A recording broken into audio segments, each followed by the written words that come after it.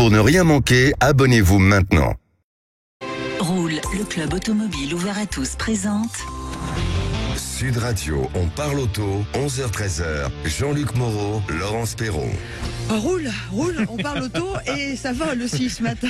Salut l'ami Jean-Luc. Bonjour Dame Laurence. Je viens de vivre une expérience exceptionnelle. Est-ce que je vous la raconte? Oui, un petit peu. Allez, un petit peu, mais très court.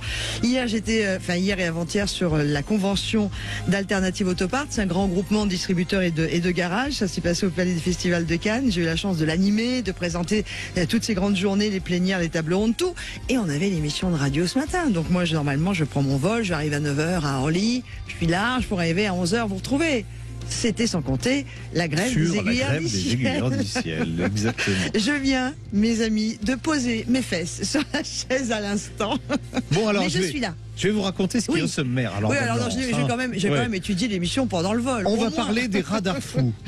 Comment contester les radars fous? Qu'est-ce que c'est qu'un radar fou? C'est ces fameux radars qui vous flashent alors que, admettons, c'est limité à 90 et vous roulez à 70 et ça vous flash quand même. Alors comment faire pour contester? Vous verrez que on aura maître Rémi Jossaume bien évidemment avec nous, mais vous verrez qu'il y a eu des décisions, alors pas forcément favorables aux automobilistes, de la Cour de cassation très récente, donc on est dans l'actualité. Mon petit doigt me dit que l'essai de la semaine va être une Mazda. Oui, c'est une Mazda. Alors, ça s'appelle le CX-63 Litre 3E Skyactiv D. Vous allez me dire un nom compliqué. C'est un roman, votre truc. Exactement, un nom compliqué, mais qui cache un véhicule qui est plutôt original, parce qu'au moment où tout le monde parle d'abandon du diesel et de downsizing, eh bien, c'est un véhicule qui fait exactement le contraire, ce qui propose un gros moteur diesel. Pour quelle raison? Vous le saurez en restant avec nous. Dans notre chronique Parlons pneus, parlons bien aujourd'hui, et vous pouvez vous aussi le faire en nous envoyant un mail à jeparticipe@sudradio.fr ou en appelant dès maintenant au 0826 300 300.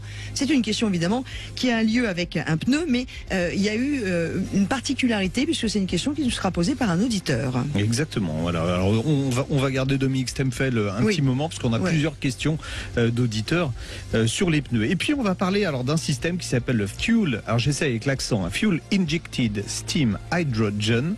Voilà. Hydrogen pour hydrogène. Exactement, dans la chronique environnement, puisque alors c'est quelque part un peu le retour du moteur à eau.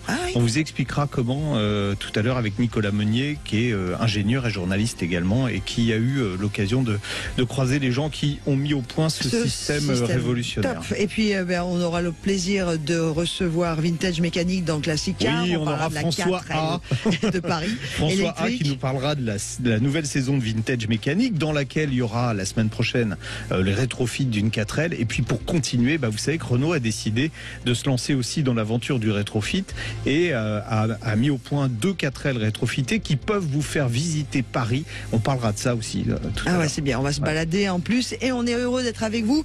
Premier week-end du mois d'avril. Allez, c'est parti, 0826 300 300. Vous nous retrouvez dès maintenant. Vous pouvez bien sûr nous écrire un mail, jeparticipe@sudradio.fr en mettant on parle auto dans l'objet et puis évidemment toutes vos coordonnées, ou vous nous rejoignez sur la page Facebook de Sud Radio. Bastien est aux manettes de l'émission jusqu'à 13h. Jordan, lui, vous accueille au standard. L'équipe est au complet, alors c'est parti avec vous. Sud Radio, on parle auto et de sécurité. Avec Sécuritest, prenez rendez-vous en ligne pour votre contrôle technique dans un de nos 1000 centres sur securitest.fr. Comment contester, entre autres, les radars fous? On accueille tout de suite maître Rémi Jossaume, avocat au barreau de Paris et président de l'Automobile Club des avocats. Bonjour maître. Bonjour Laurence, bonjour Jean-Luc. Bonjour maître Rémi. Et on a surtout aussi Claude. un auditeur avec nous qui a été victime d'un radar fou. Bonjour Claude. Salut Claude. Oui, bonjour à vous. Ouais, alors racontez-nous votre mésaventure. Alors très simple, on avait loué pour notre déménagement 2 camionnettes. J'avais un ami, et je tiens à stipuler, qui est un ancien gendarme, et nous étions sur l'autoroute A61 en direction de Narbonne. Et là, vous avez une zone de travaux qui, entre guillemets, dure depuis plus de 2 ans. Vous plaignez pas parce qu'à Paris ça dure depuis 4 ou 5 ans. Depuis le premier mandat d'Anne Hidalgo. Oui, mais c'est pour ça que j'habite plus à Paris aussi. Vous avez bien fait. Donc, on a une zone de travaux et sur cette zone de travaux, afin que les automobilistes respectent la limitation de vitesse, il y a un radar de chantier et pendant très longtemps, on a été limité à 90 km/h. J'ai pour habitude de respecter les limitations de vitesse afin de ne pas recevoir de contraventions. Et à cet endroit, depuis peu, la limitation de vitesse est passée maintenant, compte tenu de l'avancement des travaux, à 110 km/h. Et avec des panneaux qui nous rappellent qu'effectivement, nous sommes maintenant limités à 110 km/h. Et je vois, souriant, le radar de chantier sur le côté, et je ne sais pas pourquoi. Je passe devant, je regarde dans le rétroviseur, et dans le rétroviseur, et je vois que j'ai tellement de succès qu'on me photographie même quand je suis... Même de derrière. Ah, et même par... Oui, parce qu'il faut absolument qu'on me prenne en photo. Et on arrive donc à notre destination. J'en parle à mon ami, que je rappelle qui est ancien gendarme. Il me dit, ça n'est pas possible. Et puis, ça l'a tracassé, il a fouillé. Et effectivement, il a vu que sur la presse locale, eh bien, il y avait de gros problèmes avec ce radar qui n'a pas été reprogrammé en respectant la nouvelle limitation de vitesse. Voilà. Alors, moi, le problème qui se pose, c'est si je reçois moi directement le PV, je peux le contester, mener... Oui, Rémi va vous expliquer comment on fait. Mais le problème que j'ai, c'est que j'avais des véhicules de location. Et ça va mettre... Et c'est le loueur. Et le loueur va... Ça va mettre prélevé sur la caution que j'ai laissée. Alors, on va donner la parole à Maître Jossaume, si vous le voulez bien. Alors, Rémi, déjà, les radars qui flashent alors qu'on est en dessous de la vitesse limite. Oui, alors c'est le radar fou, mais qui en fait est la conséquence d'une administration elle aussi totalement folle. Voilà, parce que effectivement, quand les conditions climatiques abaissent la vitesse, souvenez-vous, on nous avait expliqué que les radars seraient également adaptés et actualisés, par exemple aux intempéries, ce qui n'est pas le cas et ce qui est dans l'intérêt, on va dire, de l'automobiliste. Alors quand c'est le contraire, effectivement, mais dans le cas de Claude, ça va être plus facile, c'est que lorsqu'il y a des limitations de vitesse qui dérogent à la limitation légale, donc sur l'autoroute 130, et que la vitesse est réduite à 110, 90 ou 70 pour XY raison, eh bien il faut qu'il y ait un arrêté préfectoral. Donc là, ce que Claude doit faire, c'est demander à la préfecture une copie de l'arrêté préfectoral qui va réguler la vitesse à cet endroit-là, soit donc à la hausse, soit à la baisse.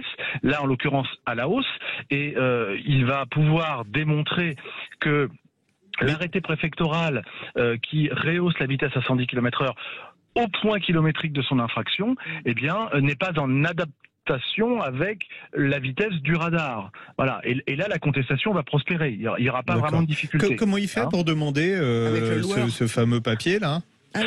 Alors, l'arrêté préfectoral, tout simplement, il le demande auprès des services de la préfecture qui vont lui délivrer très rapidement, même sous format électronique. C'est relativement rapide, c'est un droit, le droit d'accès aux documents administratifs. Alors, dans la particularité de Jean-Claude, c'est un véhicule qui est loué, donc évidemment le PV va être d'abord adressé au titulaire de la carte grise, donc la société qui loue les véhicules, qui va dénoncer son contractant, donc c'est-à-dire le locataire. Là, pas de panique, tous les délais sont réamorcés lorsque Claude va recevoir son avis de contravention libellé à son nom. Il aura toujours la possibilité de payer au stade minoré, évidemment, s'il le souhaite, ou de contester, le délai ne courant pas, puisqu'il a pas reçu encore le PV. Maître Jossaume, la particularité de Claude, c'est que c'est un loueur. Donc, est-ce qu'il va falloir qu'il se rapproche du loueur, ou c'est au loueur de faire la démarche? Le loueur va lui envoyer, il va le dénoncer. Le loueur va le dénoncer auprès de l'administration, c'est bien ça. Et ensuite, l'administration va lui adresser le PV directement. Exactement. Et là s'ouvre donc... Alors, mais encore faut-il qu'il y ait eu un arrêté préfectoral stipulant que la vitesse passe de 90 à 110. Si je n'ai pas cet arrêté préfectoral, qu'est-ce que je fais ? Bon, alors d'abord il y a nécessairement un arrêté préfectoral. Dès que, encore une fois, c'est comme en ville. Si vous passez de 50 à 30 km/h, le maire il prend un arrêté. Si l'arrêté est inexistant, la vitesse est irrégulière. Bon, donc il y aura un arrêté. Voilà, il y aura un arrêté et vous en obtiendrez la communication encore une fois auprès des services de communication de la préfecture. Et à réception de votre PV, bien évidemment, vous pourrez motiver votre contestation en expliquant. Alors, avec cet arrêté, avec des articles de presse, avec le témoignage de différentes personnes, qu'effectivement le radar n'est pas actualisé par rapport à la réglementation qui a été prévue par le préfet. D'accord. Si on reçoit comme ça des PV, parce que on a vu ces dernières années, il y a des changements de limitation de vitesse qui sont parfois assez fréquents. On est passé à 80 et on est revenu à 90. Si je me fais flasher de la même sorte, alors qu'il y a eu un retour à 90, je me fais flasher à 81 km, enfin vitesse retenue 81 km/h. Pareil, je demande l'arrêter. C'est systématiquement la procédure à suivre. Oui, c'est toujours la procédure à suivre. Alors ça paraît un peu compliqué comme ça, mais très honnêtement, c'est très simple, hein. C'est un simple mail à la préfecture qui va avoir un certain délai évidemment de traitement de votre demande et qui va obligatoirement vous transmettre cet arrêté. Il faut toujours qu'il y ait une base réglementaire, bien évidemment, pour modifier la vitesse. C'est toujours le cas. Vous disiez tout à l'heure, Jean-Luc, en introduction, et je rebondis sur ça, c'est qu'effectivement il y a un arrêt récent de la Cour de cassation qui a censuré la relaxe d'un automobiliste qui avait été prononcée par un juge, parce que le juge avait dit, écoutez, effectivement, il y a un problème de signalisation, il y a un problème de vitesse, et il y a des articles de presse qui le démontrent. Bon, et la Cour de cassation, un peu froidement, a fait une application stricte de la loi. Elle dit, il n'y a pas de preuve contraire, donc l'article de presse ne suffit pas à invalider un PV. Donc c'est pour ça que... D'où la nécessité absolue d'avoir l'arrêté. Moi, ce que je comprends pas, excusez-moi, messieurs, excusez-moi, ce que je ne comprends pas, et Stéphane, qui est sur Sud Radio, sur la page Facebook, ne le comprend pas non plus, qui nous dit, mais alors, pourquoi ils sont pas revisités, pourquoi ils sont pas réglés dès qu'il y a un changement, quand même. Alors parce que mais vous avez, non mais Laurence, évidemment, c'est la moindre des... on attend de l'administration qu'elle soit au service de son public. Le problème, c'est que c'est souvent le contraire. Donc c'est à vous de faire toutes les démarches, c'est à vous de prouver que vous n'êtes pas en tort. Oui, mais pourquoi pour répondre parce que tout ça est sous-traité par des administrations qui confèrent ça des entreprises privées. Oui, mais même les radars eux-mêmes, quand il faut les remettre à niveau, c'est quand même pas des sociétés extérieures qui les remettent à niveau. Mais bien sûr que si. Ce sont des entreprises privées qui vont remplacer les radars quand ils crament ou quand ils sont détériorés, quand il faut les réajuster. Tout ça ne se fait pas du tout à distance. En 2003, on nous a vendu le radar extraordinaire qui allait pouvoir être contrôlé à distance, ajusté à distance, etc. Bon, la réalité est totalement différente. Et on voit bien que il y a pas, il y a pas un mois où on n'a pas effectivement ces histoires de radar fou avec des vitesses qui sont modifiées et le radar. Alors évidemment, quand on déplace le radar, on va avoir le même problème avec les voitures radar qui vont rouler. C'est-à-dire qu'en fait, à un moment donné, il va falloir que l'agent il appuie sur le bon bouton au bon moment. Et comme les vitesses parfois sur 10 km elles changent 10 fois, on va avoir un contentieux là-dessus. Et malheureusement, ça sera toujours à l'automobiliste de prouver sa bonne foi, de prouver qu'il n'est pas en infraction. Il devrait y avoir évidemment, dans un monde parfait, un filtre automatique qui soit effectué par le centre de traitement des radars automatisés. Malheureusement, c'est très rarement le cas. Bon, en tout cas, merci. Moi, j'ai appris des choses. Voilà, donc il y a une seule procédure. Il faut absolument l'arrêter, municipal ou départemental, préfectoral, qui impose la vitesse sur l'axe où on a été flashé. Super. Merci beaucoup, maître Jossaume. Merci. Juste préciser une dernière chose, et après je vous laisse à votre émission. Il va y avoir pléthore quand même d'automobilistes qui ne passent là que accidentellement, qui connaissent pas les lieux, qui vont recevoir un PV, qui vont le payer. On espère qu'ils nous écoutent, comme ça au moins ils sauront. En tout cas, Claude, merci de nous avoir amené votre expérience pour la partager avec le plus grand nombre. On vous embrasse. Bon week-end à vous. Bon week-end, merci. Merci, maître Rémi Jossaume. On vous embrasse aussi. C'était pas un poisson d'avril. Non, j'allais vous dire. Non, c'est vrai. Puis vous le savez très bien que c'est vrai, parce que j'imagine que c'est pas le premier cas que vous entendez. Non, le poisson, là, on a un gros poisson, mais il s'appelle Jean-Luc M de Paris. Allez, bon samedi. Merci à vous aussi, bon dimanche. Aussi demain. Demain, d'ailleurs, c'est le marathon de Paris pour ceux qui sont du côté de la capitale. Essayez d'éviter. Demain aussi, c'est le vote pour ou contre les trottinettes pour tous ceux qui sont inscrits sur les listes électorales à Paris. Les trottinettes en libre service. En libre service, c'est demain. C'est demain ? Demain. Donc si vous êtes inscrit sur les listes électorales, vous votez de Paris, vous votez pour ou contre les trottinettes en libre service. À Paris, en libre service. Oui, en libre service. Allez, à suivre, pour ou contre la prochaine question de l'auditeur. 0800 26 300 300, vous nous appelez tout de suite. Et bien sûr, vous êtes attendu aussi à midi pour vos questions en direct à l'ami Jean-Luc. Roule, le club automobile ouvert à tous présente Sud Radio, on parle auto, 11h-13h. Jean-Luc Moreau, Laurence Perron. Et je vous rappelle que d'ici quelques minutes, l'essai de la semaine by Jean-Luc M de Paris, ce sera la Mazda CX-60 3 litres 3 e-Sky Active D. Voilà, une fois qu'on a dit le nom, l'émission est finie. Mais juste avant, eh bien, on vous accueille pour vos questions. Et c'est David qui nous rejoint. Bonjour David. Bonjour Jean-Luc M et Laurence. Bonjour David. Ça lui va bien Jean-Luc M, hein, parce qu'en phonétiquement, ça fait un joli mot de la langue française. M. Oui. M, aimer, amour. Ah, c'est pas la Saint-Valentin, pardon. On vous écoute, David. Alors, je vous appelle pour faire un petit retour d'expérience sur un Kia Niro qu'on a acheté. D'accord. Enfin, un Niro quoi un Niro EV. D'accord, donc électrique. Oui, parce que le Niro est disponible en hybride rechargeable, électrique. Je crois même qu'il y a une motorisation charbon qui est prévue. Ah bon, à voir peut-être, ou uranium peut-être, je sais pas. Ouais, c'est ça. Donc voilà, non, levé qu'on a eu au mois de septembre. Donc la nouvelle génération, le Niro 2. D'accord. Oui, avec l'ancien, comme vous disiez, l'ancienne génération dans la nouvelle génération en fait. Oui. Avec c'est pas le V6. Oui. Malheureusement, oui, c'est pas une plateforme. Pour ceux qui nous écoutent, qui se demandent de quoi on parle. Le Niro, au moment où il est sorti, le premier Niro électrique, c'était une référence dans sa catégorie. Le nouveau est arrivé, mais il bénéficie pas des nouvelles plateformes électriques du groupe Hyundai Kia, qui sont des plateformes électriques qui fonctionnent sous 800 volts, ce qui permet de faire la recharge très rapide. Ouais. Voilà, là c'est toujours en 400 volts. C'est pour ça que je disais dans l'essai à l'époque, c'est dommage de ne pas avoir fait profiter le nouveau Niro de ça, mais il ne peut pas parce qu'il est multi-énergie. Et Robert, il en profite ou pas? Ben non, il en profite pas. Robert Niro. Oui, je vous écoute. Alors on y va. J'avais compris moi. Allez pour vous, les cadeaux. D'ailleurs, c'est le nom qu'on a donné à cette voiture. Ah ben voilà. Vous l'avez appelé Robert. Bah oui, parce que Robert Niro. Et donc du coup, David, il se passe quoi? Et vous en avez pas deux? Ah non, d'accord. C'est 1er avril, on a le droit. Alors par contre, on avait failli prendre le V6, qui était pas beaucoup plus cher, mais comme ma femme est infirmière libérale, c'était trop gros. Ah, c'était trop gros. Ouais, c'est le problème de l'EV6. Alors du coup, il se passe quoi, David? Alors, ce qui se passe, nous on a acheté cette voiture, enfin le prix en location longue durée. À La Rochelle, parce qu'ils nous ont fait quelque chose de bien avec la concession de La Rochelle qui était très, Vive très les bien. Charentais. Donc on a fait La Rochelle région parisienne pour la ramener. D'accord. Mais ça valait le coup. Et en fait, au bout de 4 mois, on a eu un voyant orange allumé, donc fuite de liquide, refroidissement de batterie. Ah oui.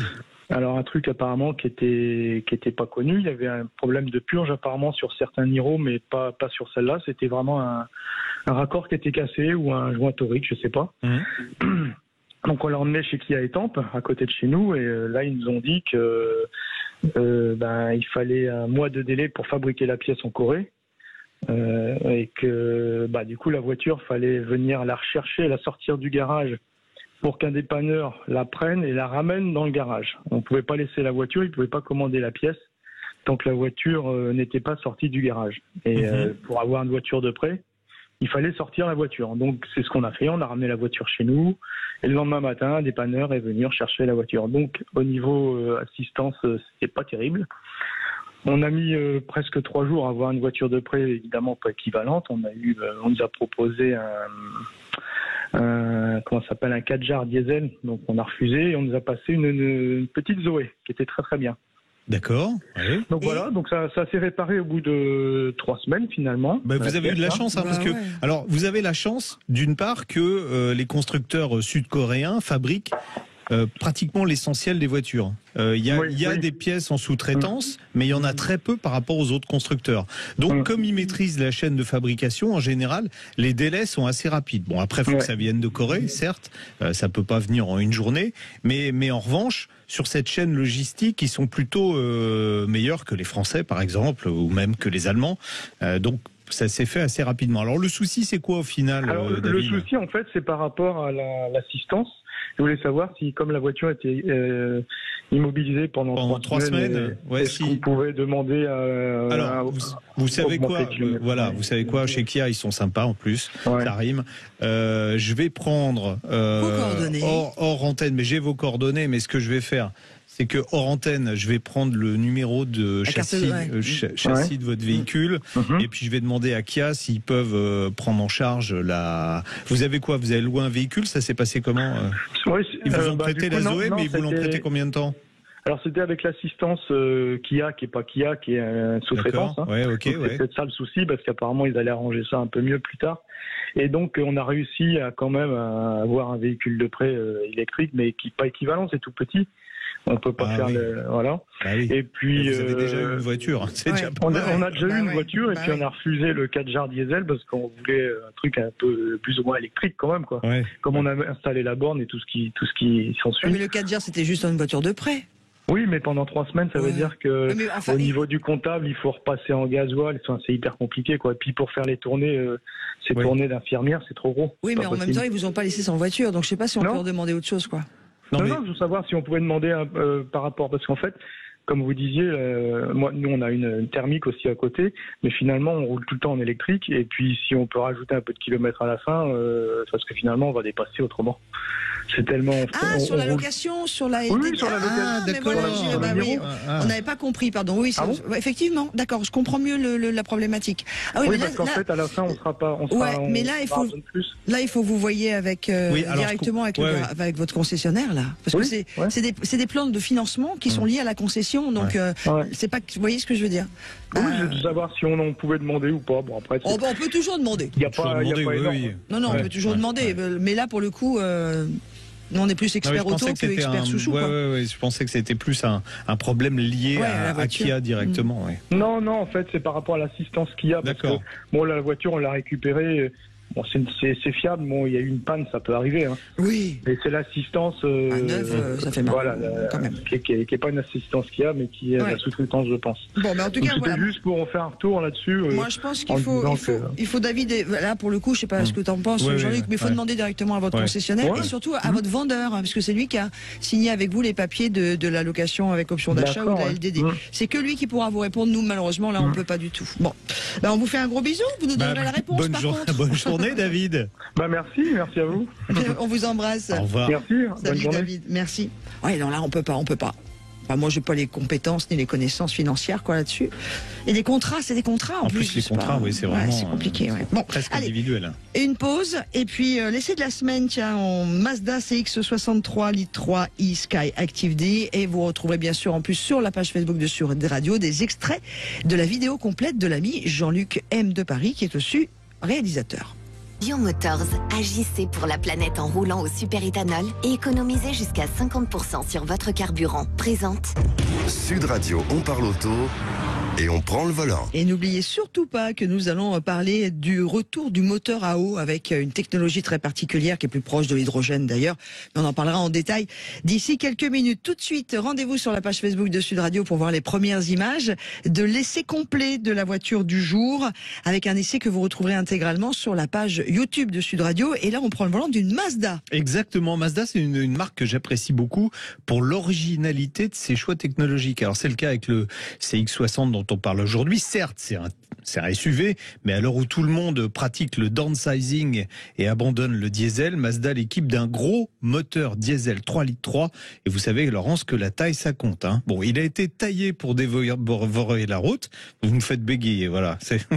Je n'ai rien dit. Avec son long capot et sa carrure imposante, 4,75 m de long, des grandes jantes de 20 pouces noir brillant sur cette finition au Murat, un coffre 570 litres, c'est grand. En revanche, c'est très décevant en termes d'espace aux places arrière. Il y a peu de place pour les jambes et la garde auto est limitée. Donc si vous voulez emmener des danseuses du Crazy, ça ne sera pas possible. C'est beaucoup mieux à l'avant. La sellerie sur cette finition en plus c'est en cuir avec des réglages électriques super belles.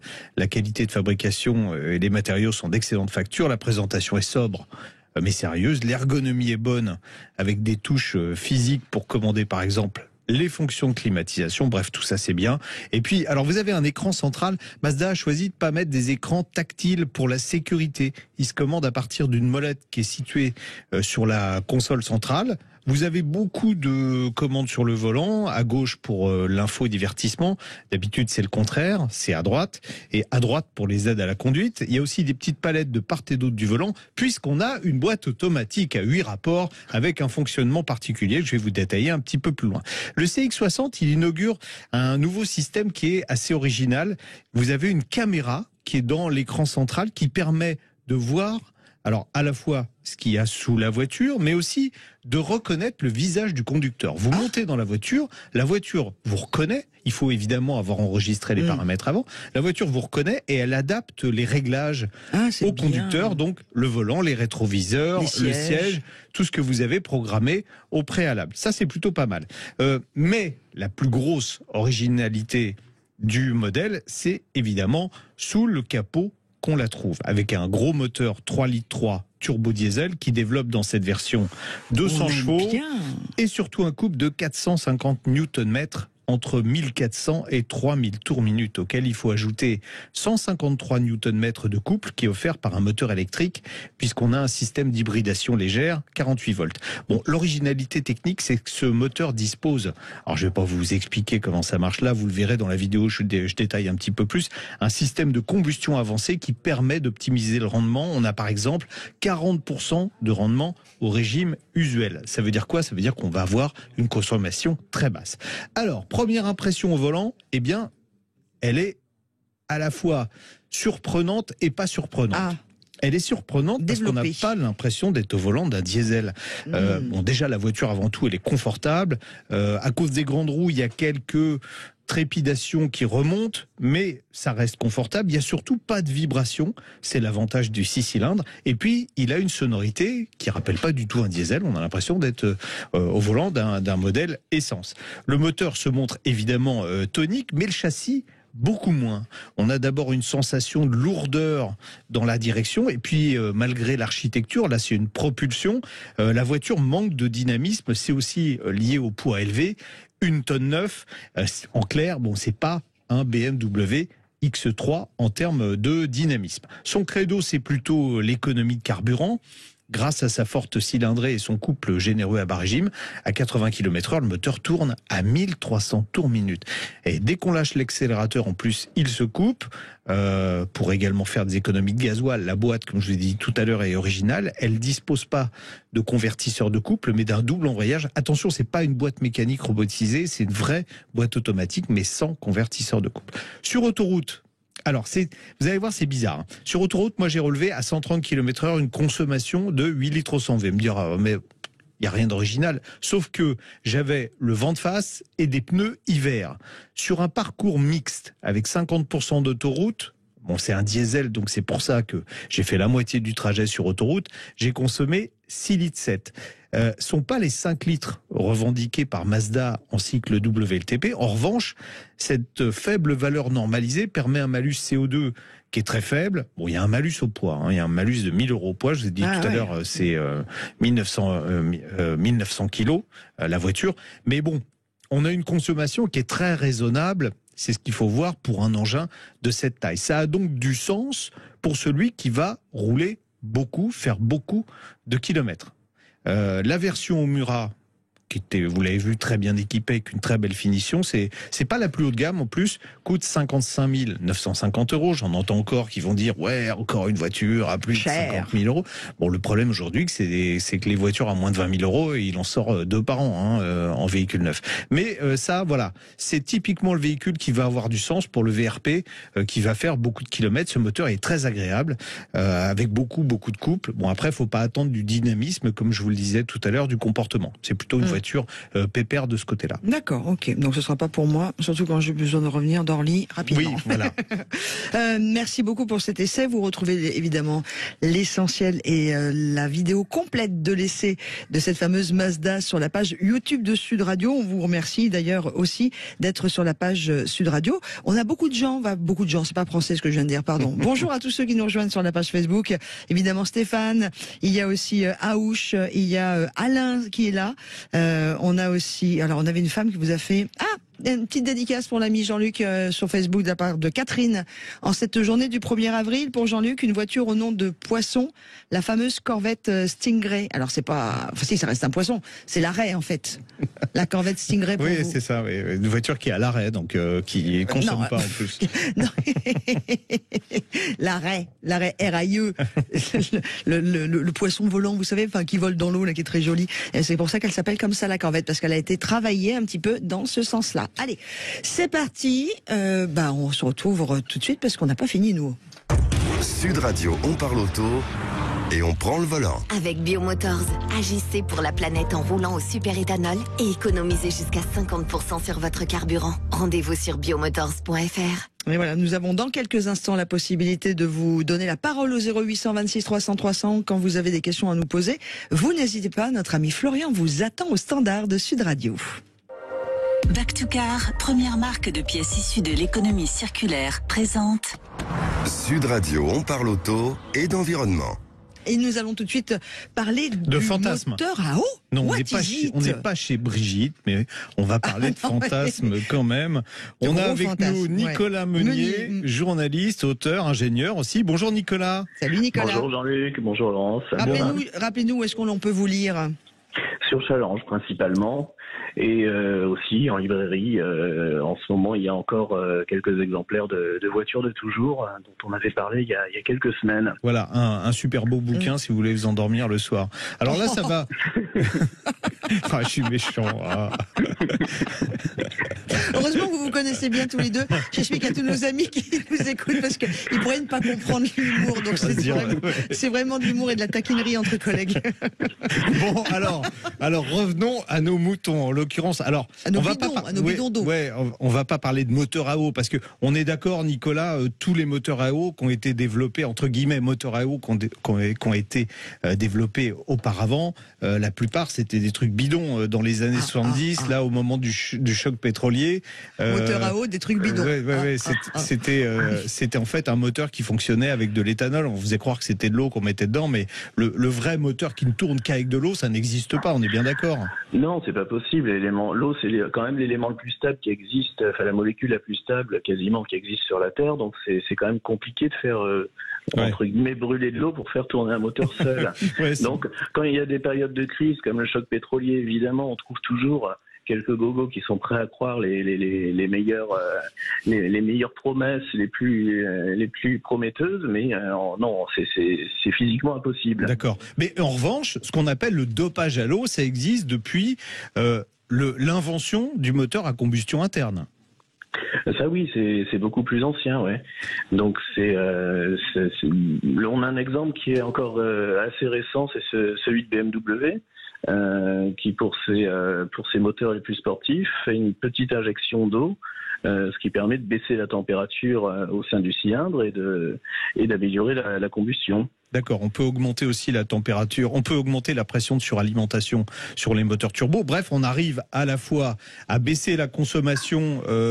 Alors BMW disait entre 10 et 15% en usage réel, et tout en augmentant la puissance et en baissant les émissions polluantes. Donc on voit que c'est gagnant-gagnant en fait.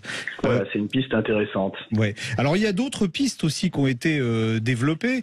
Il y en a qui ont peut-être entendu parler du système Pantone. Ah oui.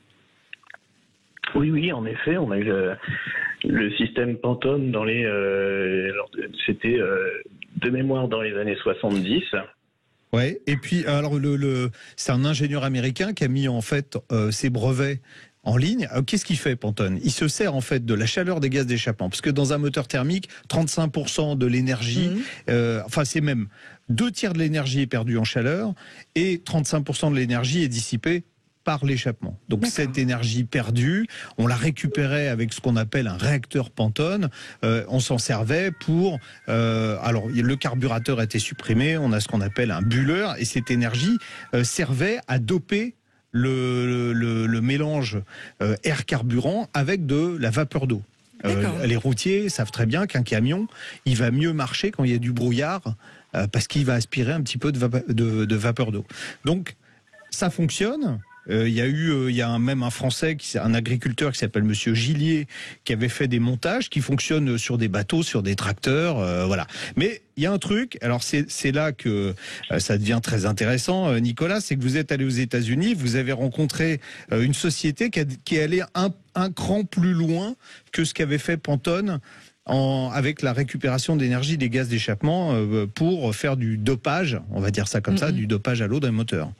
Alors c'est même plus qu'un cran au-delà du système Pantone, parce qu'ils annoncent carrément une diminution par 3 de la consommation de carburant. Quoi ?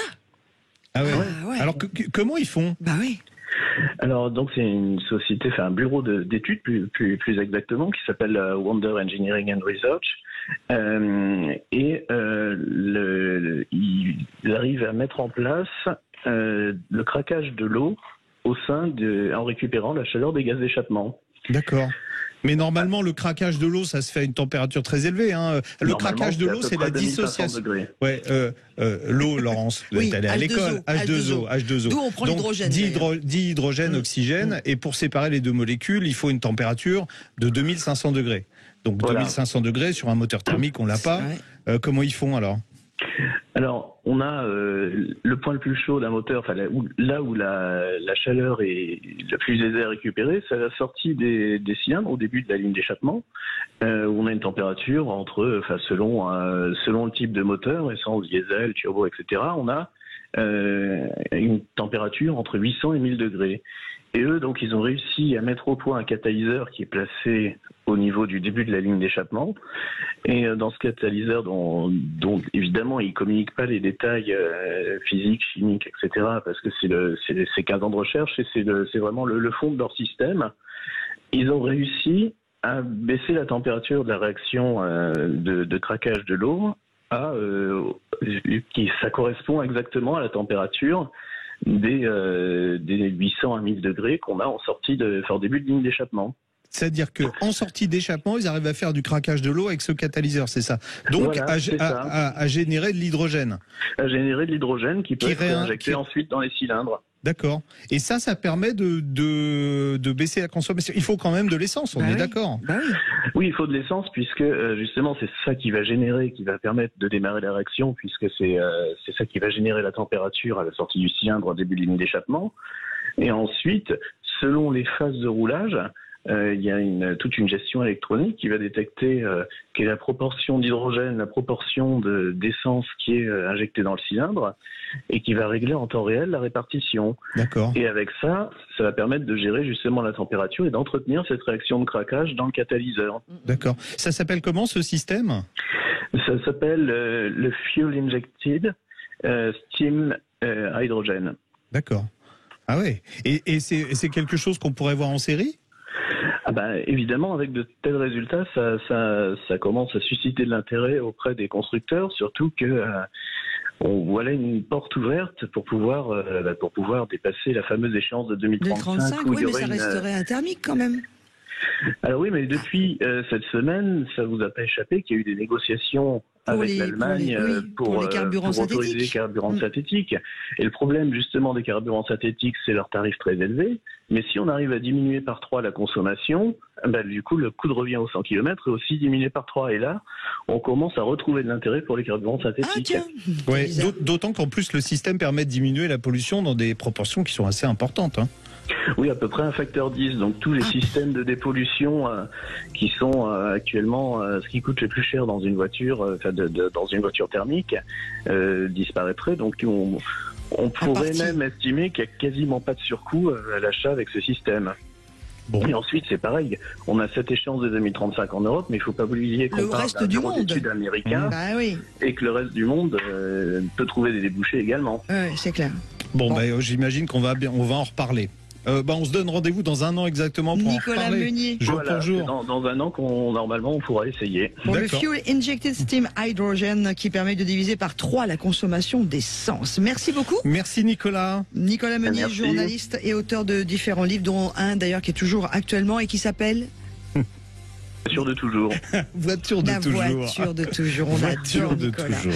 Merci beaucoup. Merci, Allez, Nicolas. à suivre dans notre rendez-vous après avoir parlé d'environnement et juste après cette pause, vous, au 0826 300 300, venez poser vos questions en direct à l'ami Jean-Luc Moreau qui répondra bien évidemment dans la mesure de ses possibilités, c'est-à-dire totalement. Roule, le club automobile ouvert à tous présente Sud Radio, on parle auto, 11h-13h, Jean-Luc Moreau. Et n'oubliez pas qu'à midi, vous avez la parole. Vous pouvez nous appeler dès maintenant au 0826 300 300 pour poser vos questions également en direct à l'ami Jean-Luc. C'est le cas d'ailleurs de Raphaël qui nous rejoint dès maintenant. Bonjour Raphaël. Bonjour Raphaël. Bonjour Dame Laurence, bonjour Jean-Luc. Comment Merci allez-vous? de m'accueillir. Très bien. Très bien. Alors vous roulez là où j'étais il y a encore quelques heures à Nice. Racontez-nous. Bah écoutez, je suis taxi sur Nice et je vous appelle parce que j'ai besoin d'un conseil. Comme je juge un peu mes voitures parce que je fais 10 000 km par mois, il va falloir que je change et là c'est très compliqué au niveau des véhicules que je pense diesel et donc du coup j'ai envoyé un petit mail à je participe @sudradio.fr pour avoir quelques conseils. Voilà. D'accord. Alors dans votre mail, vous me dites que vous étiez intéressé par le Mazda CX-60, c'était l'essai de la semaine, et il y a un truc bizarre, je me suis renseigné, hein, vous me dites une révision tous les 10 000 km, mais vous tenez ça d'où ?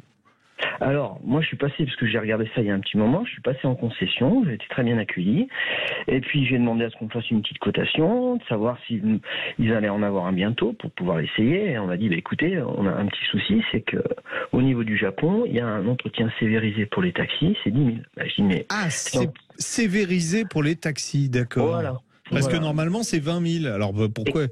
Exactement. Ouais. Donc entre temps, parce que j'ai essayé d'avancer un peu, j'ai réussi à avoir. J'ai appelé la direction commerciale de Mazda France.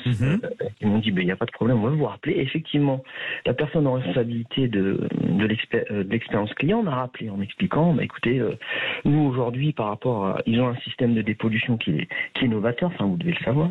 Ouais. Et par rapport à ça, il y a quelques contraintes. Donc en gros, ce qu'ils veulent éviter, c'est une utilisation du type infirmière libérale qui s'arrête, qui redémarre, qui s'arrête, qui redémarre. Donc ils avaient assimilé une utilisation de taxi parisien entre guillemets, et donc du coup il y a du ruissellement, enfin ce que vous expliquez de temps en temps, et donc du coup le fait de redémarrer systématiquement, redémarrer à froid, oui, voilà.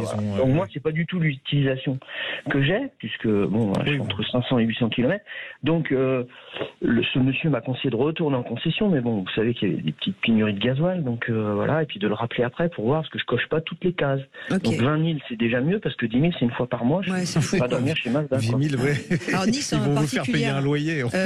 Non, mais par contre, sinon. Nice ZFE en plus. Hein. Ouais, sinon, le véhicule en lui-même, je ne sais pas si vous avez écouté l'essai tout à l'heure, a des consommations qui sont effectivement très basses. En plus, c'est un véhicule avec beaucoup de couples à bas régime. Comme vous êtes dans une région où ça monte ou ça descend, c'est mieux d'avoir un gros moteur avec du couple en bas.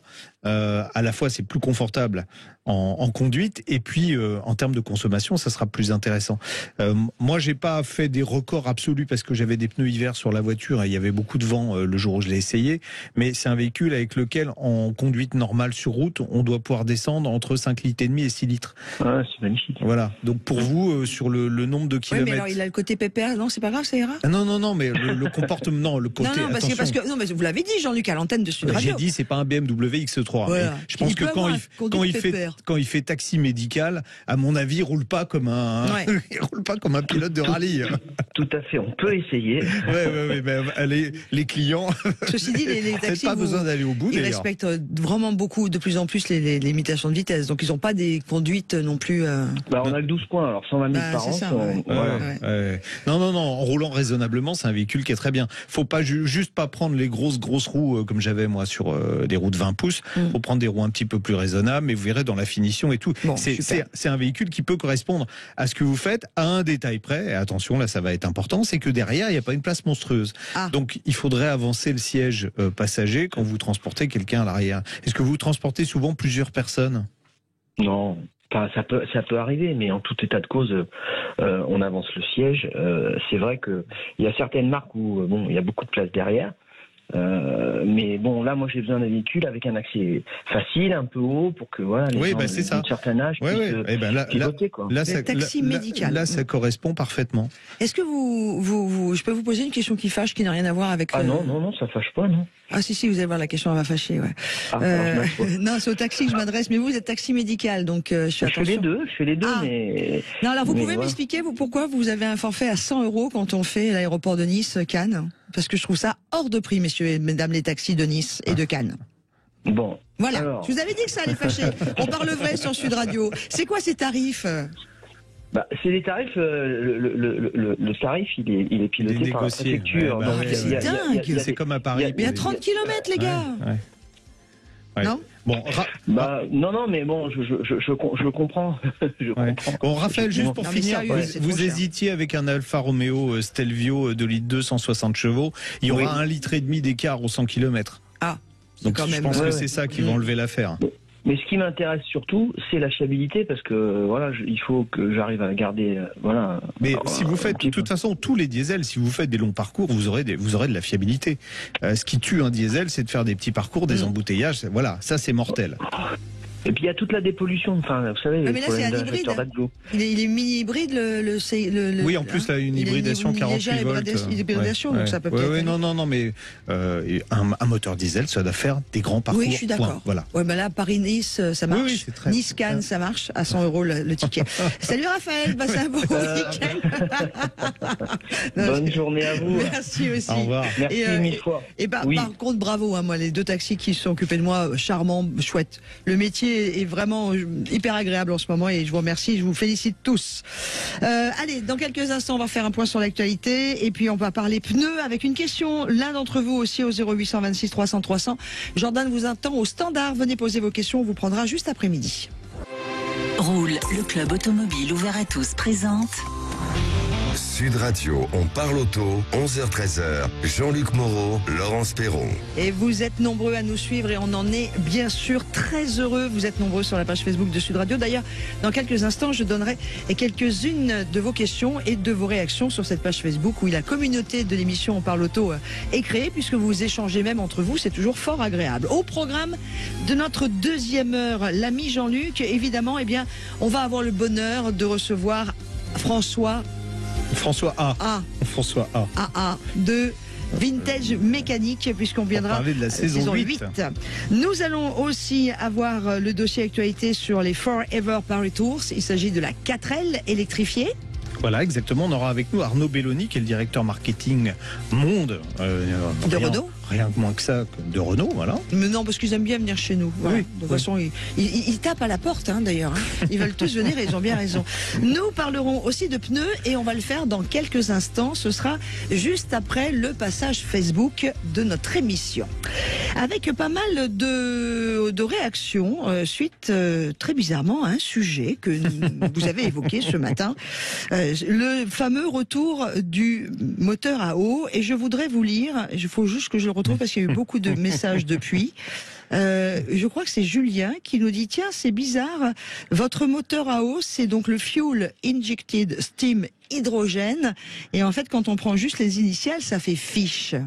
C'est le hasard. Oh, et fiche, ça veut dire poisson. Oui, mais de toute façon, alors là, je précise que la société en question, la Wonder Engineering and Research, ça existe vraiment.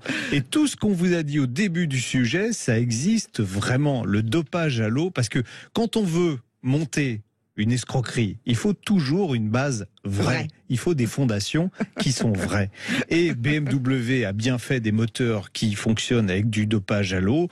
Le système Pantone, ça existe bien et ça fonctionne particulièrement sur les vieux moteurs.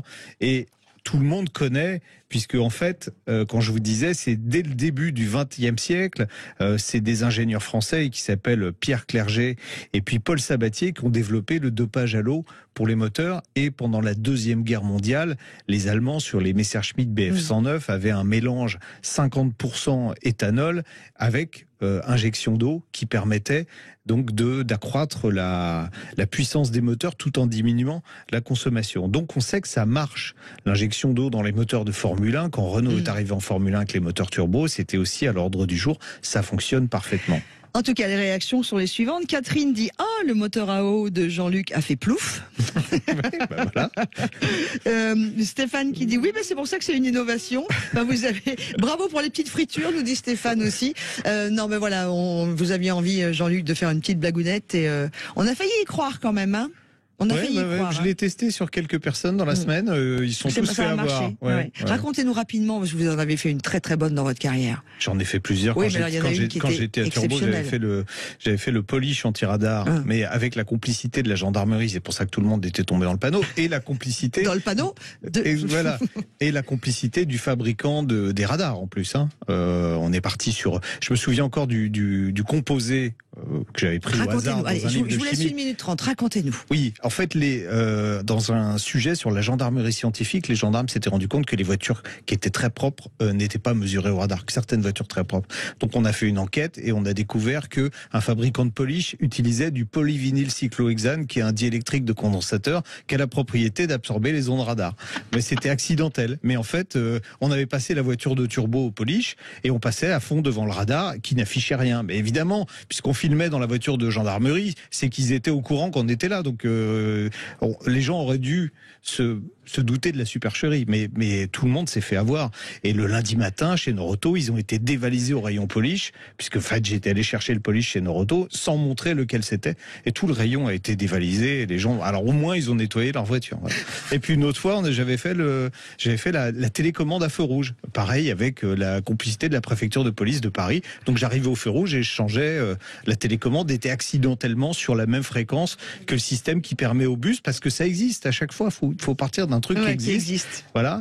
En tout cas, voilà. Certains bus, pas aux heures de pointe, peuvent faire passer le feu au vert. Il y a Stéphane qui dit « Je me souviens, c'était magique cette séquence de turbo. Et puis l'annonce du jour, c'était le retour du multiplate chez Fiat. » Allez, tout de suite, on va accueillir notre ami Monsieur Stemfel pour notre chronique. On va le garder un petit moment. Ouais, on va parler pneus. Tiens, c'est parti. Le syndicat du pneu, les spécialistes du pneu au service de votre sécurité sur la route, présente Sud Radio, on parle auto. Parlons pneus, parlons bien. Avec une première question qui est arrivée, c'est Philippe que nous accueillons. Bonjour Philippe. Bonjour Philippe. Bonjour Laurence, bonjour Jean-Luc, merci de m'accueillir. Avec plaisir. Et donc on a aussi Dominique Stemfel, président du syndicat du pneu. Bonjour Dominique. Bonjour Dominique. Bonjour Madame Perrault, bonjour Monsieur Moreau. Voilà. Et bonjour Philippe. Voilà. Dominique, comme vous avez une autre question juste derrière, on va vous laisser les clés. On va aller faire un tour. Maintenant vous connaissez, vous savez comment ça fonctionne. La maison. Alors on vous écoute, Philippe. Alors, je vais être le plus concis et le plus précis possible. Donc, je voulais revenir sur le test du TCS qu'avait présenté Dominique il y a un mois de ça. Donc, je suis allé voir l'essai des pneumatiques et puis évidemment, comme il n'y avait qu'une seule taille de pneu, je rentre pas dedans, puisque j'ai une Kia Proceed qui est montée en 225 45 17 et un disque de charge 91, un disque de vitesse V, avec des Michelin en première monte. D'accord. C'est quoi vos pneus, les Michelin en première monte, c'est quoi? Du Primacy. D'accord. Voilà. Il se trouve que j'habite en montagne, que les routes elles sont bien rugueuses, bien pourries et très abrasives. Bon, je fais beaucoup de kilomètres, je fais 35 000 par an, dont à peu près, donc en gros mes pneus me font 3-4 saisons, parce que j'alterne entre les pneus d'hiver et d'été. Sauf que les Michelin, c'est tellement tendre qu'en fait ils sont déjà pourris au bout de 2 saisons. Et donc, quand je vais sur diverses plateformes internet pour pouvoir acheter mes pneus, je suis un peu perdu parce que les indices de charge sont pas les mêmes, indices de vitesse sont pas les mêmes, donc ils sont systématiquement supérieurs pratiquement. Et puis, il y a hormis les labels de consommation de carburant, d'indices de freinage, de distance de freinage, ou bien sinon de bruit, il y a des mentions XL, FSP, des choses comme, ou FSL pardon, des choses comme ça, et en fait je sais pas trop à quelle fin me vouer. Donc ma question est à Dominique, c'est hormis les 3 mentions obligatoires, comment je peux arriver à choisir à l'heure actuelle un pneu dans toutes les pneus en fonction évidemment de mon environnement et de mon style de conduite? Alors, Dominique. Alors, déjà, Dominique, les Michelin, c'est plus tendre ou pas plus tendre? Non, on est d'accord que non. Michelin a la réputation d'être parmi les manufacturiers les plus endurants en termes de longévité. Bon, je pense que c'est difficile de trouver mieux, à l'exception d'autres manufacturiers premium qui sont alignés sur ce point sur Michelin. Mais c'est clair que les meilleures performances en longévité, elles sont obtenues chez des manufacturiers premium. Alors effectivement, on peut avoir aussi des manufacturiers exotiques qui ont des longévités supérieures, mais ces longévités, elles se font au détriment de la sécurité, et je pense que c'est pas une bonne idée. D'accord. Bon. Donc, alors après, les critères là, dont nous parlait Philippe, c'est quoi ? Ah ben alors je vais l'aider quand même. Alors il a un pneumatique de 25 45 17 40 91 V. Ouais. La législation impose d'avoir des indices de charge au moins identiques à l'indice de charge d'origine. Donc en fait, il peut pas utiliser de pneumatiques qui ont un indice de charge inférieur à 91 et il est impératif de respecter cette valeur. Mais par contre, il peut choisir des indices de charge supérieurs. Donc en l'occurrence, sur le 225 45 17, il va pouvoir trouver des 94 et ça, il peut utiliser effectivement des pneumatiques de ce type. Alors 94, ils peuvent également être marqués XL. Ça veut dire que c'est des pneumatiques d'indice de charge supérieur, généralement utilisés sur des voitures lourdes ou sur des breaks, mais il peut très bien l'utiliser sur Kia Ceed. Qui peut le plus, peut le moins, on est d'accord. Voilà, tout à fait.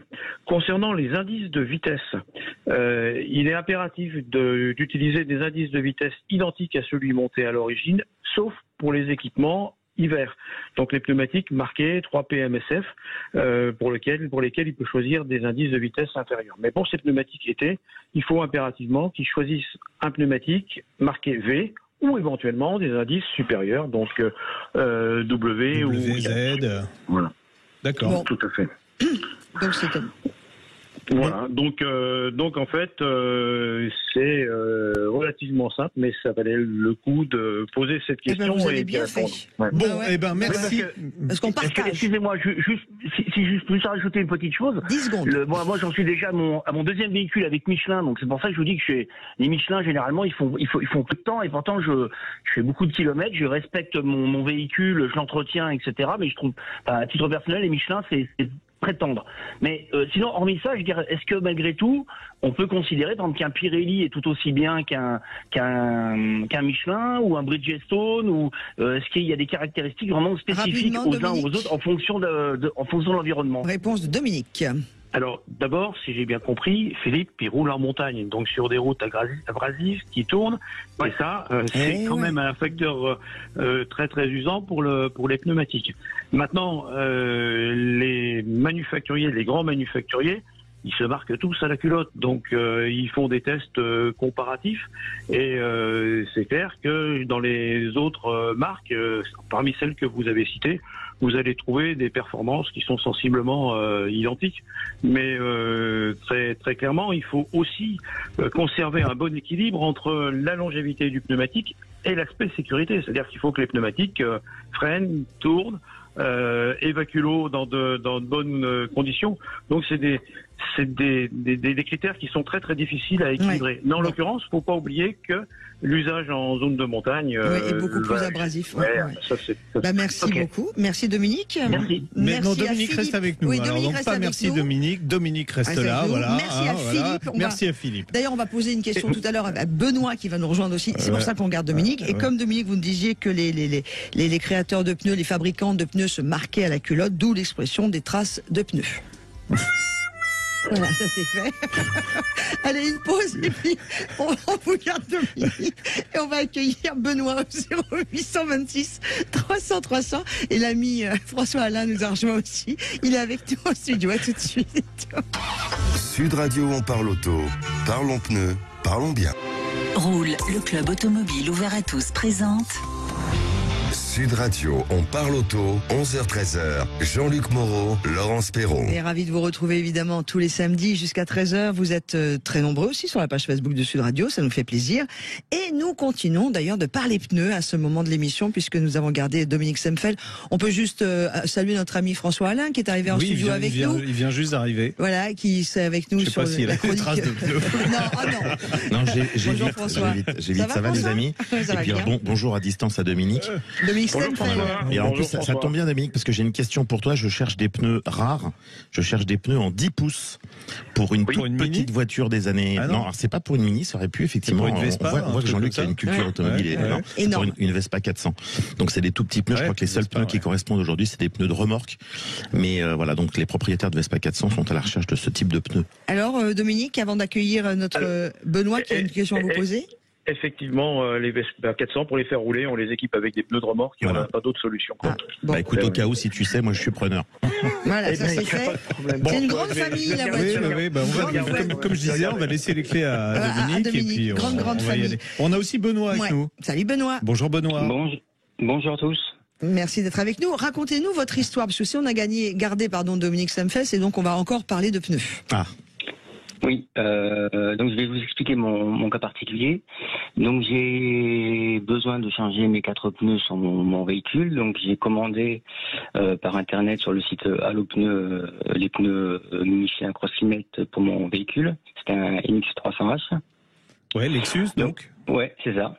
Donc je passe commande en ligne, je l'ai fait livrer au garage. J'ai utilisé le montage via la station mobile parce que c'était plus pratique pour moi. Donc lui, il récupère les pneus et il me fait le montage début février. Je récupère le véhicule et là je me rends compte tout de suite que j'avais des vibrations dans le véhicule qui remontaient. Donc je le signale. Donc ils me disent de passer au garage effectivement pour regarder. Ils prennent le véhicule, ils démontrent les 4 roues, ils repassent à l'équilibrose et ils en corrigent 2 sur 4. D'accord. Donc je me dis c'est bon, ils ont réussi à résoudre le problème. Sauf que je reprends le véhicule et j'ai toujours les problèmes de vibration qui arrivent à peu près à 90 km/h. Et elles ont été diminuées, mais elles sont toujours présentes. Et du coup, donc je le resignale et là je retourne au garage et ils me disent voici une attestation, vos pneus ont un défaut, nous on peut plus rien faire, débrouillez-vous. Donc là à ce moment-là je recontacte Allopneus, le site qui vous les a vendus, oui, d'accord. Voilà, et là ils me disent ok, à ce moment-là mettez les pneus à disposition. Pour qu'on regarde et qu'on les envoie en expertise chez le manufacturier. Donc pendant ce temps-là, bien sûr, il faudrait que je me rééquipe de 4 pneus ou ne pas immobiliser le véhicule, enfin pas de solution de repli pour moi. Alors à ce moment-là, j'ai quand même essayé de contacter Michelin directement. Donc j'ai eu une personne qui m'a envoyé vers un autre garage qui sont reconnus par le réseau Michelin. Eux, donc il leur a signalé le problème, le type de vibration que j'avais, c'était une vibration dans tout le véhicule et pas dans le volant. On a regardé effectivement sur une des roues, il y avait beaucoup de poids d'équilibrage. Donc ils ont pris cette roue-là, ils l'ont démontée, déjantée et fait une rotation d'un quart de tour et rééquilibrée. Effectivement, ils sont retournés sur des valeurs raisonnables, puisqu'il y avait 30 grammes, mais avant il devait y avoir plus de 100 grammes. Et malgré tout, le phénomène a encore été éliminé, mais il reste présent. Et aujourd'hui, j'en suis là. Oh la galère, Dominique. Voilà. Bon, Dominique, déjà sur le montage des pneus, il y a un sens pour monter un pneu, on est d'accord sur une jante. Alors il y a effectivement un sens sur le Cross Climate, c'est un pneumatique directionnel, donc il faut bien vérifier que le pneumatique a été monté dans le bon sens, mais en fait, là, il y a plusieurs professionnels qui ont regardé le problème et s'il y avait une erreur de ce côté-là, ça serait apparu très très rapidement. Mais c'est vrai que ça arrive de temps en temps. Quand je disais, Dominique, il y a un sens, c'est-à-dire que sur les pneus, on a une marque qui indique comment doit être monté le pneu sur la jante. Alors, on a 2 marques. On a une marque rouge.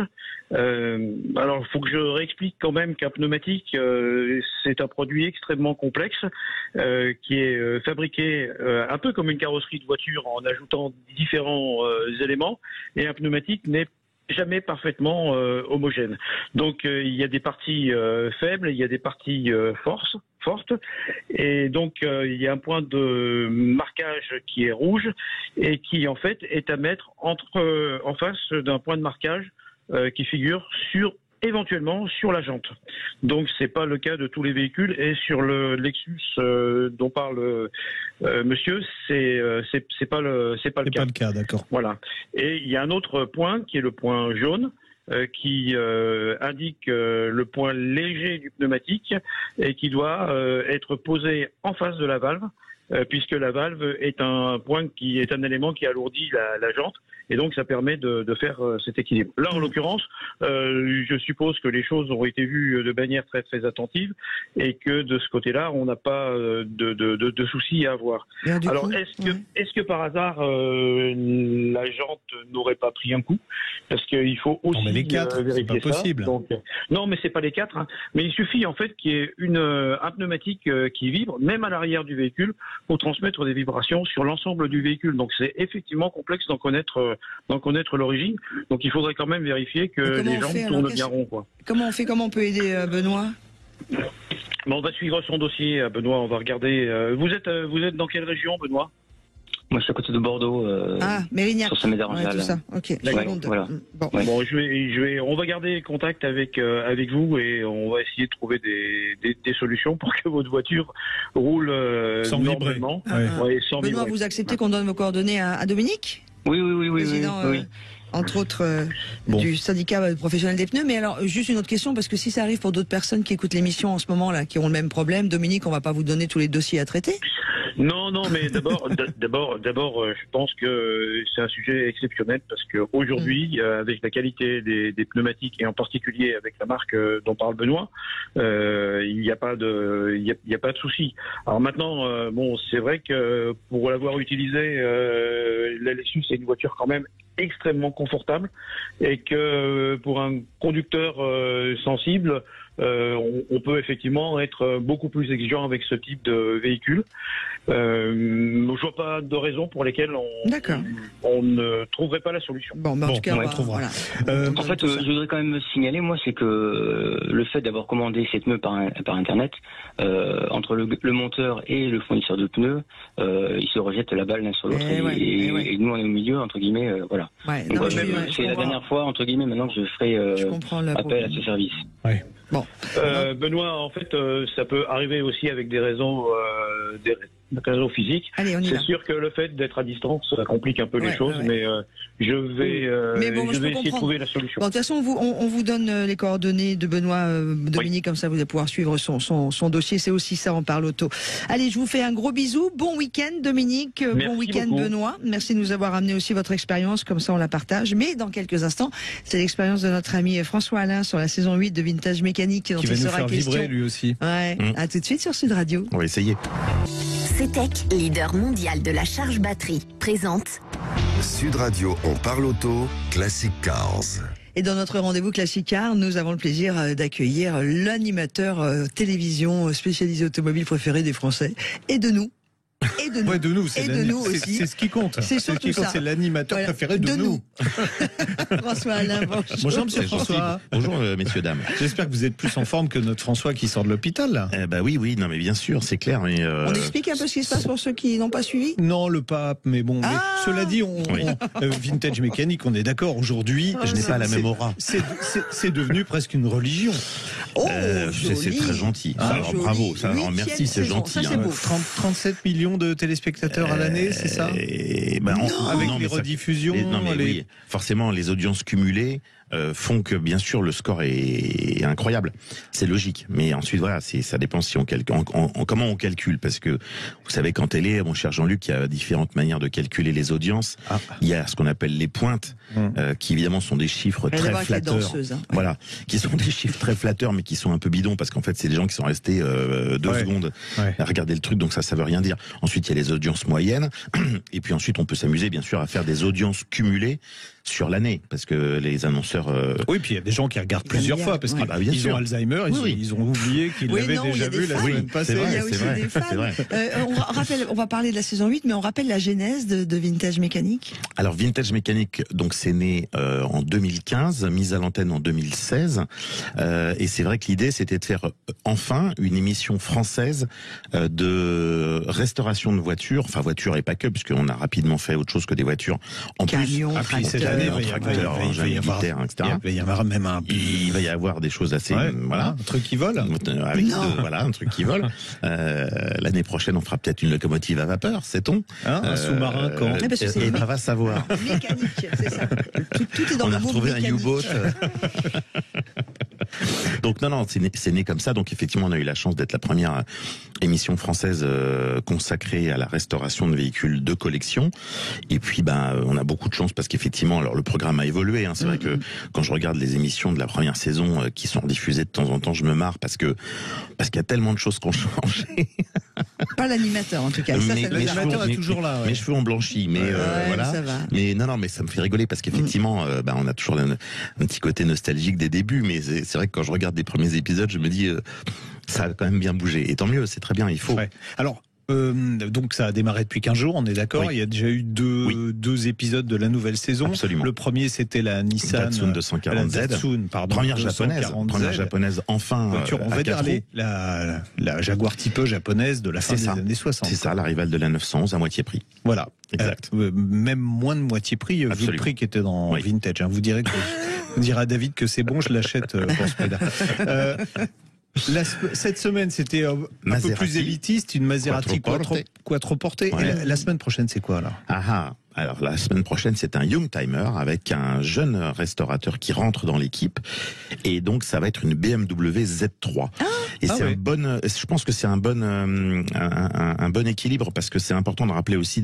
Il faut pas que moi je tiens beaucoup avec l'équipe une qui fait avec moi. Une 2 litres 8, une 3 litres. Non, c'est la basique. Mais justement, voilà, on voulait montrer qu'on peut aussi aujourd'hui s'acheter des voitures de collection sans casser sa tirelire. Et voilà, la Z3, c'est aujourd'hui un très bon exemple d'une voiture abordable, qui est une voiture très sympa, qui est, et d'ailleurs c'est le cas dans cet épisode, qui est achetée à la fin par un petit jeune dont ça va être la première voiture de collection.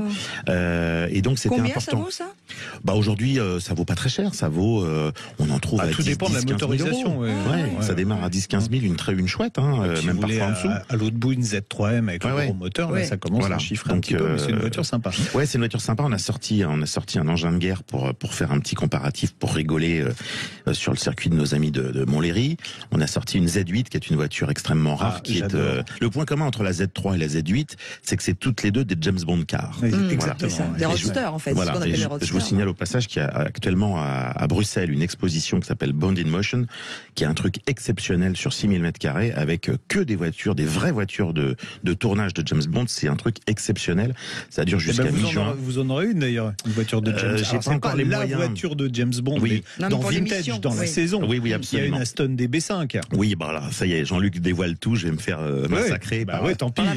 Tant pis, mais moi, on parle vrai. C'est pour ça qu'on était. Le 27. Il lit à l'envers. C'est sérieux. Alors, attends, parce qu'il faut qu'on explique, parce que sinon ça fait un peu privé de joke. Ce qui se passe, c'est que notre ami François, il a quand même des petites notes, ce qui est normal. J'ai mis une petite anticelle. Et en fait, mais comme il écrit gros parce qu'il voit pas bien, ça me permet de l'autre côté de la table de le voir aussi. Bon alors moi c'est la ligne d'avant qui m'intéresse parce qu'on va en parler juste après aussi. C'est le vin, vous faites une Renault 4L. Oui, parce que c'est le sujet juste après. Ah ok, alors ça tombe très électrique. Bien. Voilà, en fait on fait... Alors moi je rappelle tout le temps, je ne me lasse jamais, je dis tout le temps aux gens qui me parlent de l'électrique, je ne suis pas un pro électrique, que les choses soient très claires. Maintenant... Je rappelle quand même qu'il y a eu des lois qui ont été votées par des élus qui ont été élus. Oui, et puis d'ailleurs, on va préciser que cette semaine a été définitivement adoptée la fin du moteur thermique pour 2035, hormis pour les carburants qui auraient alors moi je suis très une neutralité carbone. Je rappelle quand même juste au passage que les seuls pays du monde qui se tire une balle dans le pied, c'est nous. Oui, on est d'accord. On est bien d'accord. C'est l'Europe. Voilà. On fait fabriquer tous ces véhicules-là dans des pays qui, eux, n'en ont strictement rien à secouer et qui, de toute manière, eux, ne passeront jamais à l'électrique. Donc ça, c'est encore un autre débat. Je vais pas rentrer là-dedans maintenant parce que sinon, on va y passer la journée complète. Mais je suis pas contre l'électrique pour des petits véhicules de ville, par exemple, parce que là, bon, pourquoi pas, il y a un sens. Mais effectivement, je suis pas un pro-électrique. Néanmoins, Néanmoins, vous avez rétrofité. On est obligé de s'adapter aux lois qui ont été votées par obligation. Je la rappelle, c'est pas par plaisir, hein, c'est par obligation. Et donc effectivement, il y a aujourd'hui maintenant 2-3 véhicules en France qui sont homologués en rétrofit, c'est-à-dire des véhicules de collection qui peuvent être rétrofités. C'est-à-dire on démonte le moteur essence et on remplace par un moteur électrique une batterie. En gros, pour faire très simple, on remplace le moteur thermique par un moteur électrique et on remplace le réservoir par une batterie. Voilà. Bon. Moi, j'ai essayé, je roule avec une 2 chevaux électrique de temps en temps. Je reconnais qu'en ville, c'est absolument bluffant. Mais c'est pas non plus, c'est un usage un peu différent. C'est pour rouler rétro, rigolo.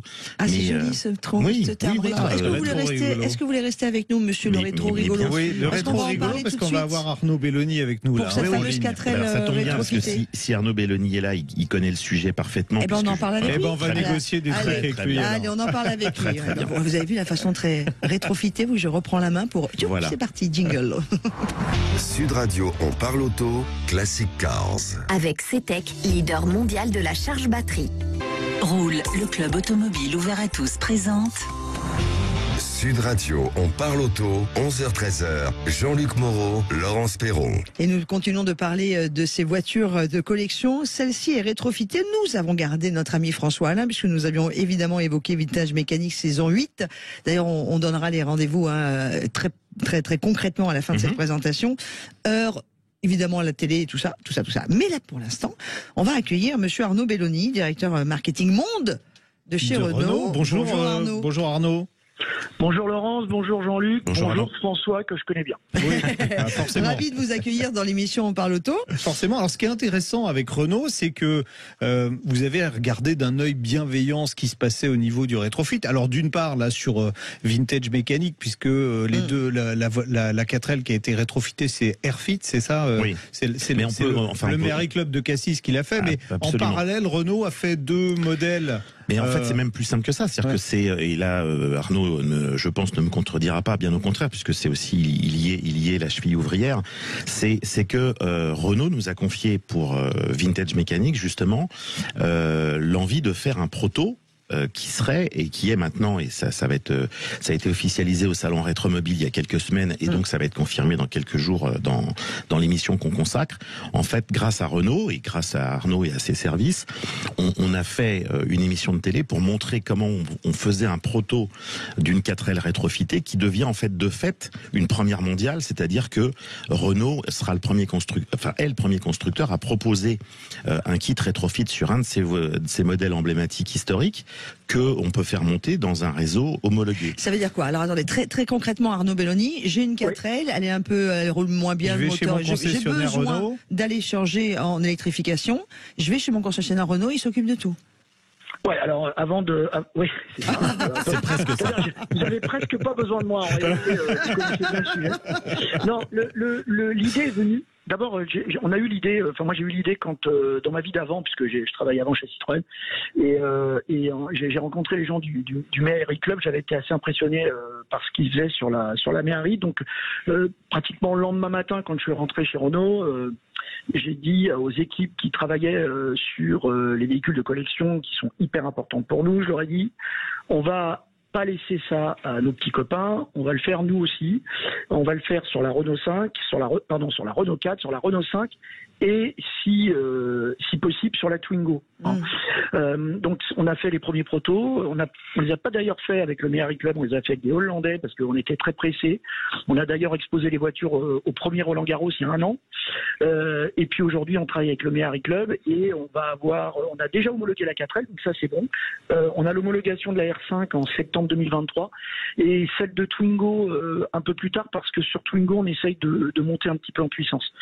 Donc voilà, donc concrètement transformer un véhicule, l'achat du kit et la pose, c'est à peu près 12 000 euros. Alors je pense que si j'ai bien compris, le slogan de l'émission, c'est parler vrai, donc il faut parler vrai. Ouais.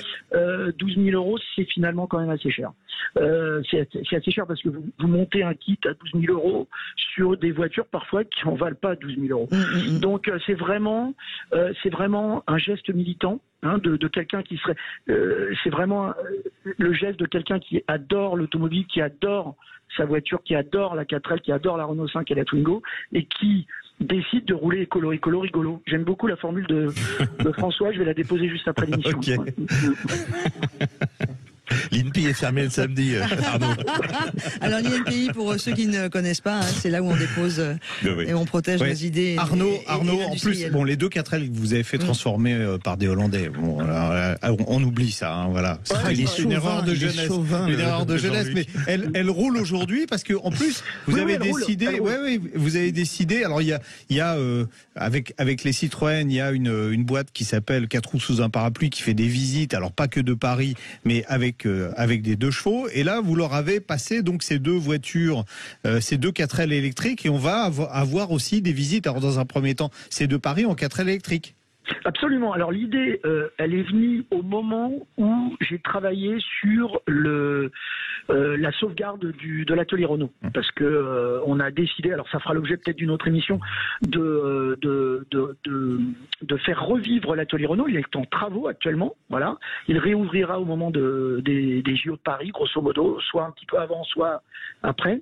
Et on a dit, et je leur avais dit, mais quand on va faire ce projet, il faut absolument qu'on ait une flotte de 4L ou de Renault 5 ou de Twingo qui puisse partir du futur atelier Renault et permettre aux touristes de visiter Paris. Et je leur ai dit, la seule boîte qui peut faire ça bien, c'est 4 roues sous un parapluie, que j'avais bien sûr connu dans ma vie d'avant. Et donc, c'est ce que nous avons fait. Parce qu'ils ont la logistique, l'habitude, ils ont les chauffeurs, ils ont les guides, enfin ils ont tout, quoi. Bien sûr, ils ont acquis une expérience de dingue. On peut pas tout faire mieux que les autres. Faut être humble dans la vie. Et en plus, c'est des Français, c'est une boîte française. On est français, c'est une start-up. Il y avait pas de raison de monter un business concurrent. Donc on l'a fait avec eux. Et donc là, ils ont les 2 premières voitures. Ça s'appelle le Forever Paris Tour. Donc Fort, hommage à la 4L. Ever, c'est pour toujours. Et en plus, le petit clin d'œil, c'est que c'est le nom de code de la future 4L en interne chez nous. Forever Paris Tour. Voilà. C'est plutôt une bonne idée, ça, François. Oui, et puis Arnaud évidemment connaît bien le sujet, puisque que ce soit la 2 chevaux ou la 4L, c'est les deux voitures totalement symboliques françaises. C'est les 2 voitures iconiques françaises.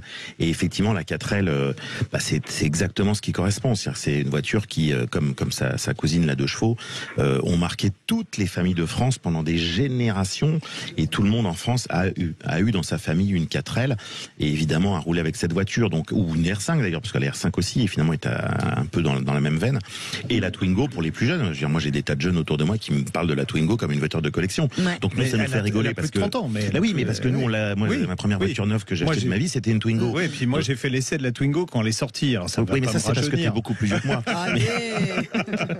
Mais objectivement, c'est logique, c'est tout à fait logique. Et autant effectivement, je disais tout à l'heure, et je le maintiens, que je ne suis pas un pro électrique, autant pour des voitures de ville, je trouve que là il y a une cohérence, et en l'occurrence pour des grandes villes comme Paris, Bordeaux et compagnie, c'est cohérent de faire des visites avec des voitures iconiques. Qu'avec toutes les ZFE, etc., si on a une 4L ou une R5 et qu'on a quand même envie de continuer à rouler avec dans nos villes et se faire plaisir, c'est effectivement une très bonne idée. Et même pour de toute façon, Monsieur Belloni de revenir. Oui, Arnaud. Oui, excusez-moi. Allez-y. Non, ce que je voulais dire, c'est que de toute façon, avec les ZFE, toutes les initiatives type 4 roues sous un parapluie en thermique, elles sont condamnées. Ouais. Donc la seule perspective d'avenir, c'est de passer en électrique. D'ailleurs, les 2 chevaux qui roulent, elles sont encore en thermique. Hein. Seules les 4L sont électriques dans cette histoire. Donc pour nous, c'était une bonne expérience. En plus, elles roulent quand même à faible vitesse. Elles sont pour le coup totalement urbaines. Hein. C'est pas plus mal finalement qu'il n'y ait pas d'émission de CO2 et que ça fasse pas de bruit. Voilà. En ville, c'est très cohérent, je suis tout à fait d'accord. On va peut-être marquer une petite pause publicitaire, c'est comme ça qu'on fait, non ? Mais il n'y en a pas ? Non, il n'y en a pas. Formidable. Je voulais mettre un coup de réclame entre deux. Un coup de réclame, oui, c'est vrai qu'on est dans le Jean Mineur, 0-0. Elle va devenir quoi, la 4L de Vintage ? Alors, la 4L de Vintage... En fait, c'est une 4L qui appartient au patrimoine Renault et qui est retournée au patrimoine Renault. Et pour être très franc, pour ceux qui le savent déjà, en fait, c'est une de celles qui était exposée à Rétromobile, que vous allez retrouver donc dans Vintage le 20 avril au soir, et où on explique tout le processus de prototypage de cette voiture. C'est hyper intéressant sur un point de vue technique. Ensuite, et ça c'est aussi une première, on voit, ce qui est rare, On voit l'homologation à l'UTAC. Donc ça, c'est la première fois qu'on le fait dans Vintage, et c'est vrai que ce sont des gens qui ne passent pas souvent à la télé parce qu'ils aiment pas trop ça. Ouais. Il y a un côté un peu secret, les laboratoires de l'UTAC, et on explique comment on homologue une voiture et comment on homologue justement une voiture rétrofitée, sachant que pour l'instant en France, il y a beaucoup d'effets d'annonces, de tas de boîtes qui disent on a fait ci, on a fait ça. Pour l'instant, il y a 3 modèles homologués en France. Il n'y en a pas 25, il y en a 3, dont la 4L évidemment. Il y a la 2 chevaux, la 4L et la Méhari, c'est ça? Et la 2 chevaux camionnette, parce qu'en fait c'est des homologations par type. Oui, c'est pas un modèle, c'est par type en fait. Arnaud Belloni, ça rentre pas dans le cadre de la Renaulution, hein, cette grande politique de Renault qui électrifie ses voitures. On l'a vu avec la Mégane E-Tech, l'Austral, mais c'est quand même, il y a quand même une ambition d'électrifier au maximum chez Renault.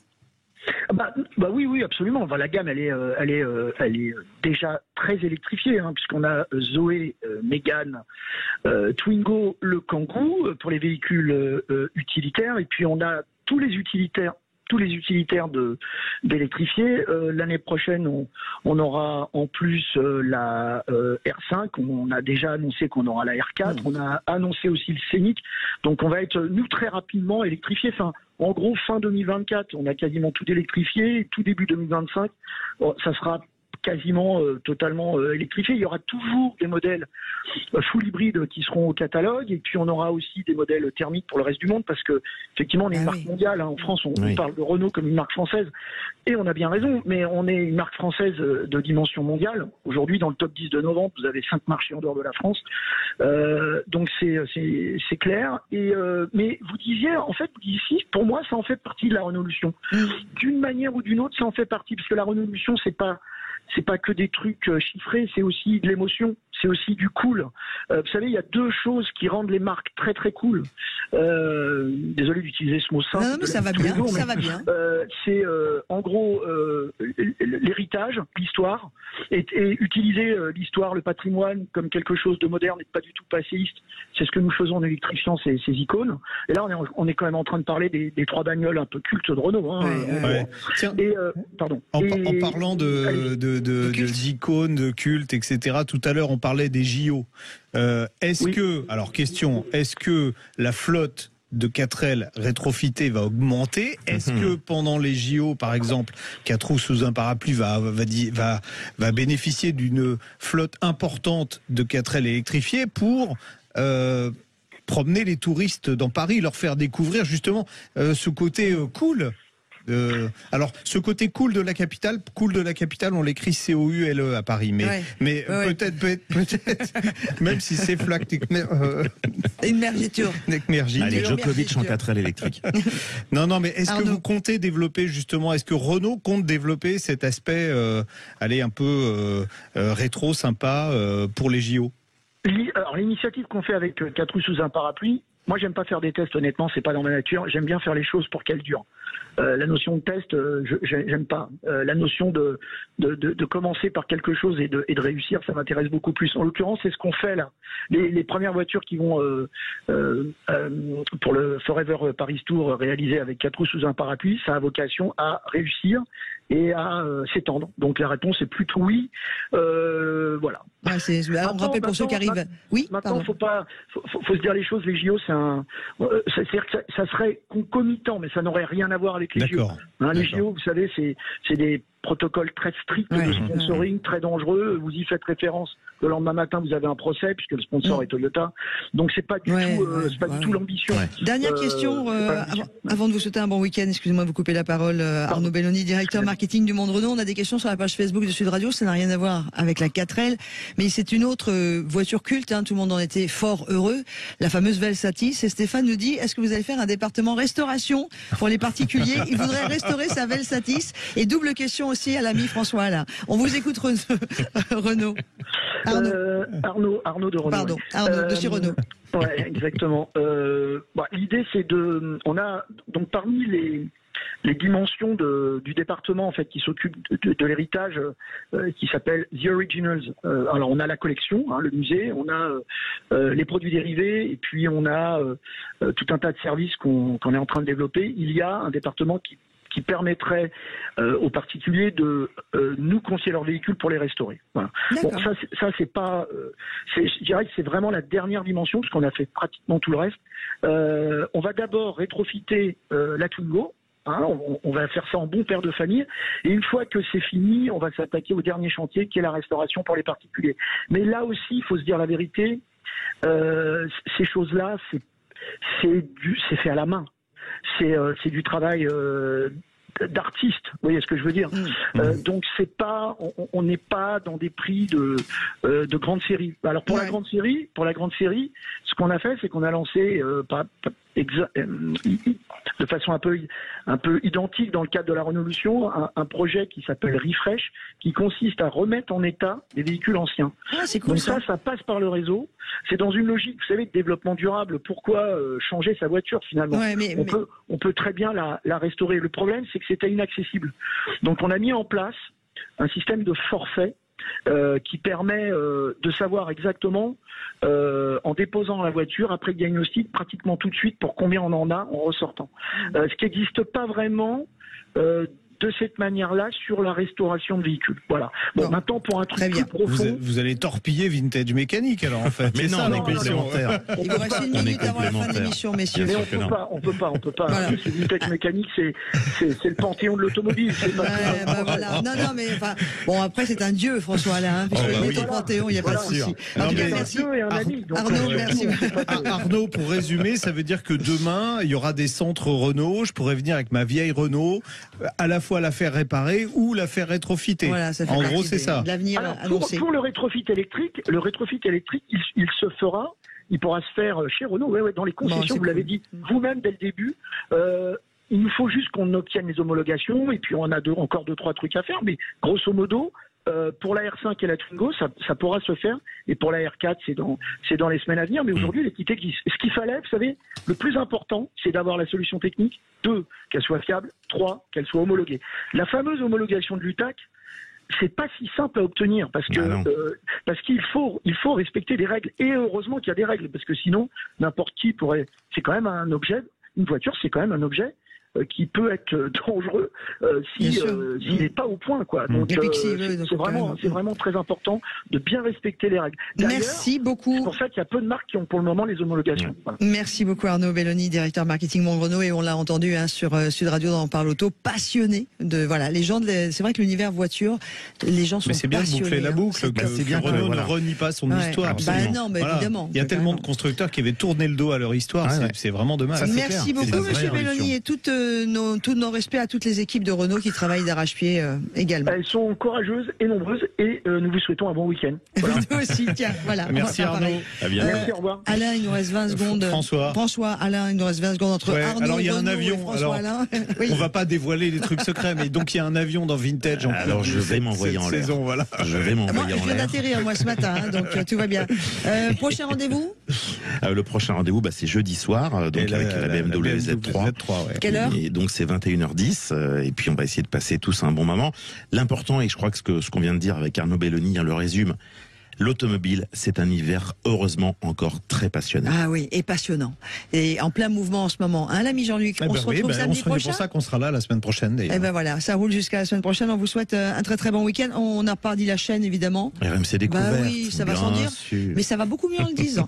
Merci à Bastien d'avoir réalisé cette émission et à Jordan d'avoir été notre super standardiste. Et quant à nous, on vous donne rendez-vous samedi prochain.